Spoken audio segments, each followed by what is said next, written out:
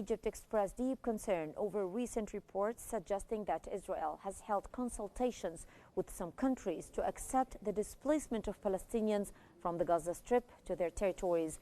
In a statement issued by the Ministry of Foreign Affairs, Egypt noted that its contacts with countries allegedly open to hosting Palestinians confirmed that they do not accept such objectionable plans.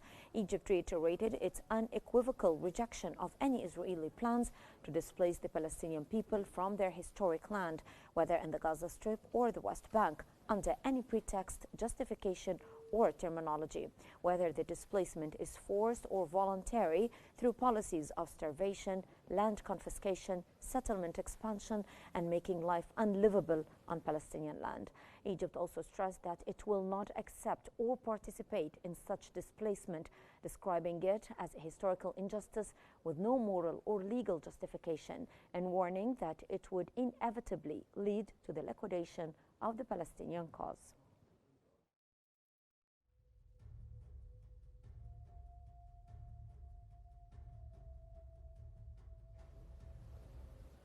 Several Israeli cities witnessed large protests and a general strike in response to a call organized by the Forum of Families of Israeli prisoners held in the Gaza Strip.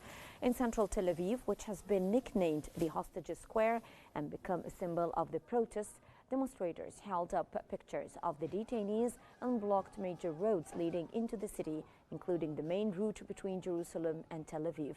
As part of a form of protest that began the night before, protesters set tires on fire, causing severe traffic jams, according to Israeli media reports.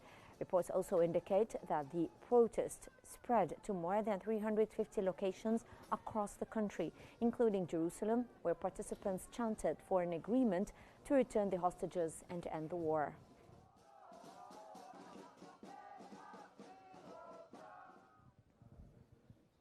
The Hamas movement stated that Israel's plans to forcibly displace Palestinians to the south of the Gaza Strip constitute a new wave of brutal genocide and criminal displacement.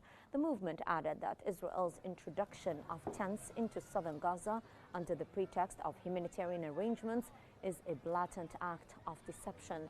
Hamas pointed out that Netanyahu and his government's attempts to displace the Palestinian people and uproot them from their land clearly reveal their true intentions of establishing what is referred to as Greater Israel.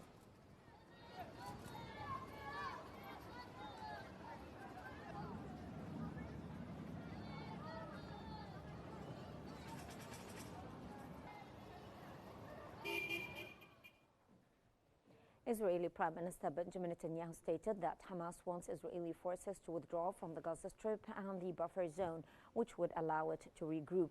The Israeli Prime Minister added that the continued security control of his forces over the Gaza Strip is one of the conditions for ending the war.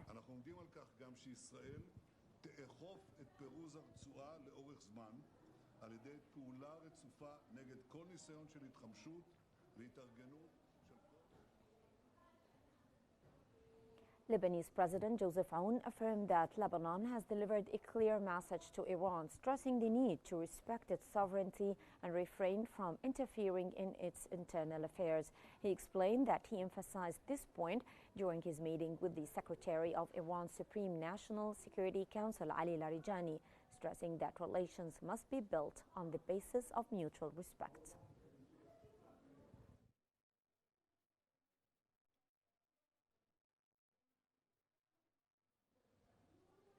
The Associated Press reported that U.S. Secretary of State Marco Rubio signed a plan early last week that would reduce the UNIFIL forces and end their presence within the next 6 months. The UN Security Council is expected to renew UNIFIL's mandate by the end of August. As in previous years, this year's renewal is generating significant controversy.